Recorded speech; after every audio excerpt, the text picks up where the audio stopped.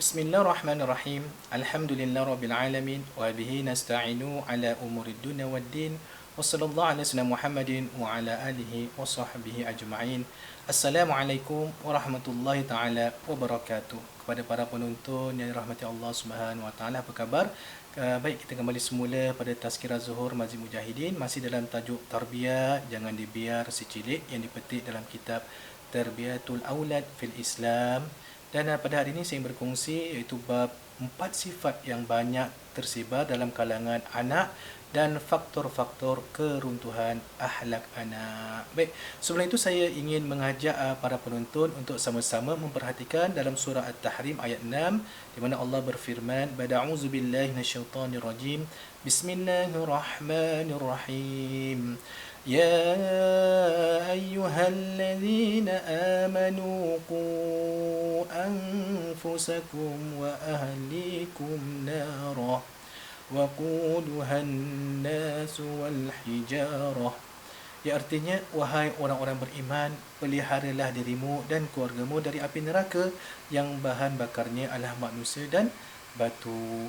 Maka dari ayat ini para penonton, dalam tafsir Ibnu Katsir, Ibnu Abbas radhiyallahu anhu berkata bahawa firman Allah, "Qu anfusakum wa ahlikum nara", iaitu maksudnya beramallah dengan taat kepada Allah, takutlah bermaksiat kepadanya, perintahkan kalian dengan zikir iaitu mengingati Allah, maka Allah akan menyelamatkan kalian dari neraka.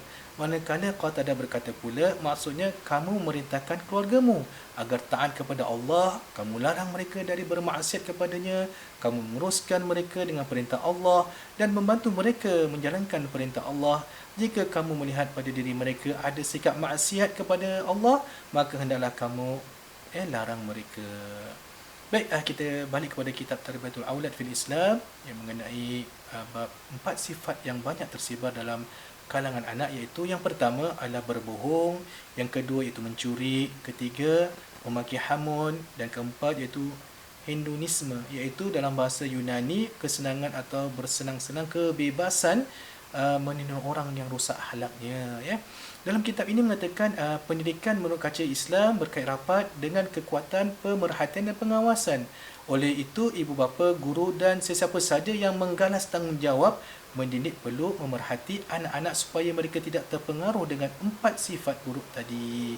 Dalam Islam, sikap berbohong adalah sikap yang keji dan ibu bapa dan pendidik sewajarnya mengambil berat dan berusaha mendidik anak-anak supaya tidak berbohong, malah menjauhkan diri daripada sikap ini, kerana Allah Subhanahu Wa Taala menjadikan sifat berbohong sebagai satu daripada ciri-ciri orang munafik.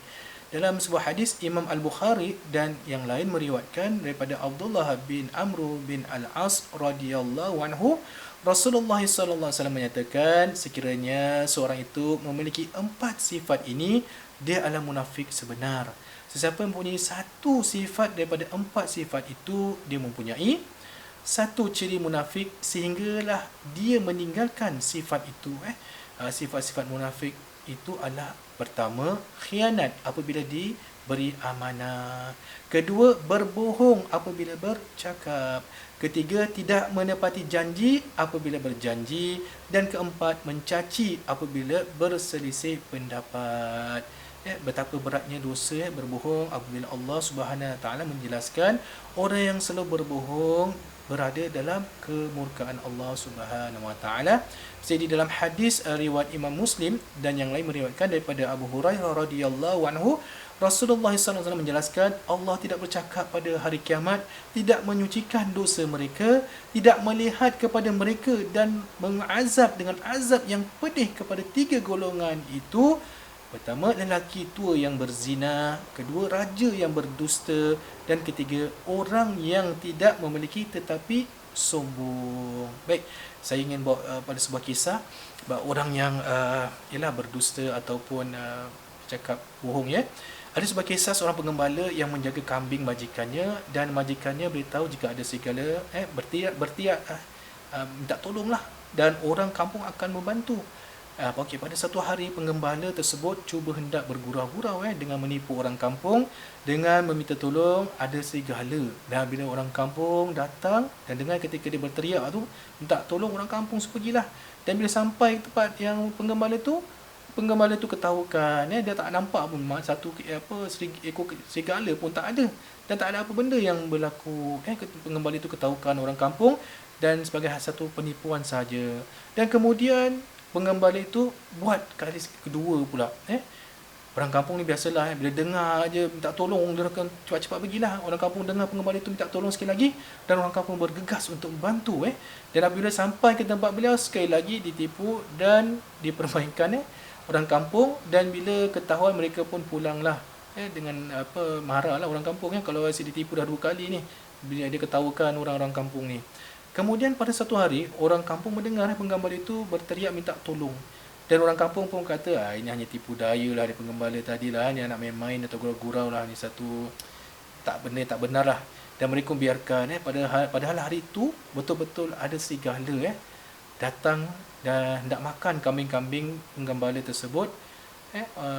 Walaupun dia jerit minta tolong dan tak ada seorang pun yang datang orang kampung, kerana mereka dah ditipu 2 kali oleh penggembala tersebut. Maka akhirnya kambing-kambing beliau habis dimakan oleh serigala dan penggembala menangis dan menyesal. Beginilah pelajaran bagi orang yang suka hendak menipu atau mempermainkan orang lain. Akhirnya bila perkara yang benar-benar berlaku, orang tidak akan percaya. Baik, sebagai pendidik iaitu ibu bapa, janganlah bercakap bohong dengan anak-anak kerana boleh menyebabkan anak-anak hilang kepercayaan kepada kata-kata ibu bapa dan tidak mengindahkan nasihat ibu bapa mereka lagi. Dan Nabi Muhammad SAW mengingatkan para pendidik supaya tidak berbohong di hadapan anak-anak walaupun dengan tujuan menenangkan, memberi semangat atau bergurau dengan mereka. Ini adalah supaya Allah Subhanahu Wa Taala tidak menjadikan mereka daripada golongan pembohong. Na'udzubillah min zalik. Kerana ada daripada satu hadis oleh Imam Abu Daud dan Al-Baihaqi meriwayatkan daripada Abdullah ibnu Amir, beliau menceritakan, pada satu hari ibuku memanggilku. Rasulullah SAW berada di rumah kami pada ketika itu. Ibuku berkata, mari aku ingin memberimu sesuatu. Kemudian Rasulullah SAW bertanya, apakah yang ingin engkau berikan kepadanya? Ibuku membalas, aku ingin berinya sebiji tamar. Lalu baginda SAW menyatakan, sekiranya engkau tidak memberinya apa-apa, Allah menulis bagimu satu kebohongan. Ini mungkin para penonton yang baru dengar hadis ini dan khawatirlah tertipu oleh hawa nafsu dan syaitan. Kalau tidak tahu dan tidak sengaja, tidak mengapa para penonton, dan mudah-mudahan kita pelajari pada setiap hari satu perkara yang baru yang kita pelajari dan kita amalkan, insya-Allah supaya kita menjadi orang-orang yang baik. Baik, insya-Allah. Yang kedua pula, sikap mencuri tidak kurang bahaya dengan sikap berbohong, kerana jika tidak dibiasakan dengan bersifat amanah serta menunaikan kewajipan, boleh mudah menipu, mencuri dan khianat. Oleh itu wajar sebagai pendidik, ibu bapa hendaklah menanamkan akidah kepada anak yang Allah melihat apa yang kita buat dan mengajar anak-anak perkara yang dimuliakan Allah seperti amanah, menunaikan kewajipan dan sifat kasih sayang dan ihsan kepada orang lain. Dan saya ingin berkongsi sebuah kisah Sayyidina Umar.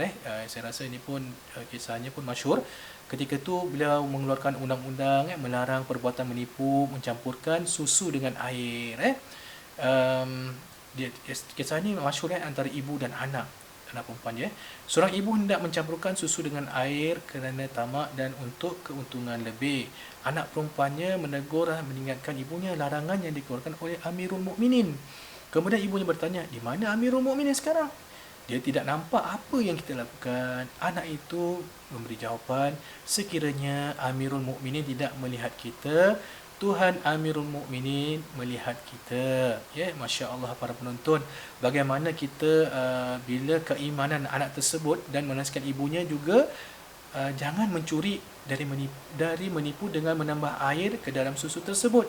Dan kita nak anak kita juga yang jujur dan amanah, yang sebagai penyejuk hati kita dan mendoakan kita satu hari nanti bila kita meninggal dunia, ini, dan beruntunglah bagi mereka yang mendapat anak yang soleh dan soleha, yang berbuat kebajikan dan mendoakan kita. Baik, yang ketiga pula iaitu memaki hamun dan sifat mencerca juga menjadi kebiasaan dalam persekitaran anak-anak, iaitu yang pertama, anak-anak selalu mendengar kata-kata kesat dan kasar daripada ibu bapa mereka sendiri yang terbiasa dalam kehidupan mereka, dan natijahnya anak-anak selalu mengeluarkan kata-kata lucah, kesat dan palsu apabila mendengar daripada kata ibu bapa mereka. Saya rasa tidak yakin, mudah-mudahan tidaklah di antara orang-orang Islam kita. Mudah-mudahan jangan sampai kalau sekiranya marah ataupun gaduh, jangan berhadapan dengan anak-anak. Dan saya doakan mudah-mudahan orang-orang Islam kita di luar sana, mudah-mudahan ahli keluarga kita semua Allah pelihara hati kita semua serta kesabaran dan menjadi orang-orang yang baik, dan begitu anak-anak kita insya-Allah. Yang kedua pula daripada cerita tadi, dari pergaulan, mungkin daripada pergaulan yang kat luar yang tidak sihat, mereka bercampur dengan kawan-kawan dan mempelajari bahasa kesat dan besar dalam suasana yang tidak sihat. Oleh itu, ibu bapa dan para pendidik sewajarnya memberikan contoh percakapan yang baik dan sopan santun serta nasihat dari hadis-hadis yang melarang ejekan, maki dan menjelaskan dosa besar bagi yang melakukan kata keji dan laknat. Ada saya dengar orang ceritalah daripada saya, ustaz, apalah saya dengar orang tu dia dengar pagi-pagi sarapan pagi dah mesti nak keluarkan maki. Tengah hari nak makan pun dia nak maki. Nak tidur malam tidur pun dia nak maki orang. Astagfirullahalazim. Tapi tak apa. Ini lumrahnya manusia ni kadang-kadang. Kerana apa? Kita bila antara perkara-perkara yang tidak baik yang menjadi kebiasaan, kita hendaklah cepat-cepat merubahkan, ubah kepada baik, dan kita cuba sekat, dan supaya kita ketahui. Contohnya nanti saya akan bila berkongsi dalam bab perkara ini, mudah-mudahan kita cuba ubahkan diri dengan mohon pertolongan Allah Subhanahu Wa Taala, kerana kita tidak mahu anak-anak kita menjadi anak yang kurang sihat dengan segi perkataan mereka dan akhlak mereka. Baik, saya balik pada kisah tersebut. Dalam sebuah hadis diriwayatkan oleh Imam Al-Bukhari dan Ahmad, antara dosa besar adalah anak melaknat kedua ibu bapanya. Rasulullah SAW ditanya, bagaimana anak melaknat ibu bapanya? Bagi dia menjawab, seorang mencaci ayah rakannya, dan rakannya mencaci ayahnya, mencaci ibu rakannya, dan rakannya mencaci ibunya. Ini macam biasalah kalau budak-budak dulu kadang-kadang diorang na'udzubillah, kadang-kadang bila dah marah ni antara kawan dan kawan, mereka sampai mengeluarkan kata-kata kesat kepada ibu dan ayah. Ini adalah satu contoh yang dilarang oleh Rasulullah sallallahu alaihi wasallam. Bila dah marah, dia sebut nama bapa dia ke mak dia contohnya, dan dia pun jawab. Itulah antaranya, maksudnya tu mencaci, melaknat kedua ibu bapanya tanpa mereka sedari. Dan kita sebagai contoh, begitu juga dengan keadaan sekarang ada SMS, kalau bila dah marah je, cuba kita sabar, tuan-tuan dan puan-puan ataupun para penonton, bila anak-anak tersebut diajarkan kesabaran dan akhlak-akhlak yang baik, mudah-mudahan mereka dapat tahan dan kesabaran, dan mereka mudah-mudahan tidak akan rugi, tuan-tuan dan puan-puan, bagi orang yang bersabar, dan kita mendoakan mereka. Baik, dan kita sebagai contoh, kadang-kadang kita tengok filem lama ni, bila dia gaduh kan, dia draw atau kertas, ni kepada bapa si Fulan, dan kawan tu pun kata ikut marah, dia pun ambil kertas tu, dia ni kepala bapa si Fulan contohnya, dia pijak contohnya satu filem lama. Ini agak lucu, tetapi sebenarnya saya bikin kias saja di dalam contoh ini, bermaksud dia melaknat kedua ibu bapanya mungkin dengan kata-kata yang kesat. Ini yang kita tidak mahu, tuan-tuan dan puan-puan. Bila dah marah, macam-macam boleh terjadi. Baik, tuan-tuan dan puan-puan, kita mohon pada Allah Subhanahu Wa Taala, sekiranya ada perkara yang kita tidak tahu, dulu masih anak-anak, kita mohon pada keampunan dari Allah Subhanahu Wa Taala dan atas rahmatnya, dan semoga anak-anak kami generasi yang akan datang menjadi generasi yang baik akhlaknya dan berjasa kepada ibu bapa dan penyayang. Yang keempat iaitu hedonisme, dalam bahasa Yunani iaitu kesenangan atau bersenang-senang dengan kebebasan yang dikenali juga zaman milenium. Dikhawatiri ramai anak-anak remaja yang meniru-niru orang, yang rosak akhlaknya kerana meniru secara membuat tertulis seperti dalam kitab ini mengatakan di mana mereka terjebak dengan kancah kerusakan akhlak, di mana agama dan hati mereka tidak lagi menjadi penghalang mereka hidup dengan kebebasan seperti pergaulan bebas yang tidak merasa malu lagi, kerana orang sebegini sebenarnya kalah dengan hawa nafsu mereka sendiri dengan kemahuan mereka. Contohnya, sebagai contoh, ada yang lelaki memakai emas dan sutera sebenarnya dilarang, tetapi mereka pakai juga kerana ikut-ikut, mereka tak tahu. Seperti terangkan dalam hadis Imam At-Tirmizi daripada Abu Musa Al-Asy'ari radhiyallahu anhu, Rasulullah sallallahu alaihi wasallam menjelaskan, umatku yang lelaki dilarang memakai sutera dan emas, tetapi diharuskan untuk wanita. Baik. Dan ada juga lelaki menyerupai wanita dan wanita menyerupai lelaki dalam sebuah hadis Bukhari, Abu Daud dan At-Tirmizi yang mafhumnya iaitu Allah melaknat orang yang menyerupai seperti itulah, yang lelaki jadi perempuan, perempuan jadi lelaki.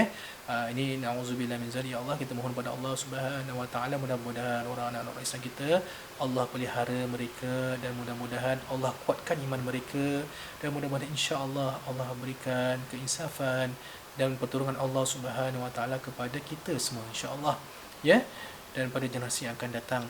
Dan dan ada yang memakai pakaian yang agak menjolok mata dan tidak menutup aurat dan tidak merasa malu. Dan inilah antara faktor-faktor keruntuhan akhlak anak apabila ibu bapa tidak mengawasi dan memberi panduan kepada anak-anak serta tanggungjawab, dan sebahagian daripada sebab keruntuhan akhlak dan tingkah laku anak juga. Seperti bapa atau ibu memberikan kebebasan kepada anak iaitu pergaulan bebas antara lelaki dan perempuan tanpa batasan, dan menonton filem-filem yang merangsangkan hawa nafsu dan jenayah yang boleh mendorong pelakuan jenayah dan ke tempat-tempat yang tidak bermoral seperti dalam kitab ini. Baik, mudah-mudahan dengan perkongsian dalam kitab ini para penonton mendapat ilmu yang bermanfaat, dan insya-Allah dapat mendidik anak-anak kita dan sentiasa usaha dan berdoa agar anak-anak orang Islam kita dijauhkan dan diberikan keselamatan dari perkara-perkara yang tidak baik, seperti terjebak dalam berbagai perkara yang tidak baik di luar sana. Dan mudah-mudahan insya-Allah anak-anak muda di luar sana yang mungkin kesilapan mereka jatuh, dan mereka mudah-mudahan Allah berikan keinsafan kepada mereka dan mereka balik pangkal jalan, dan mudah-mudahan insya-Allah anak-anak orang Islam kita yang muda ini mereka menjadi anak-anak yang soleh dan soleha, yang berbakti kepada keluarga dan negara insya-Allah. Amin ya rabbal alamin. Dengan atas pertolongan Allah. Hingga ketemu lagi pada minggu hadapan dengan bab lain iaitu hadis-hadis perihal akhlak yang baik.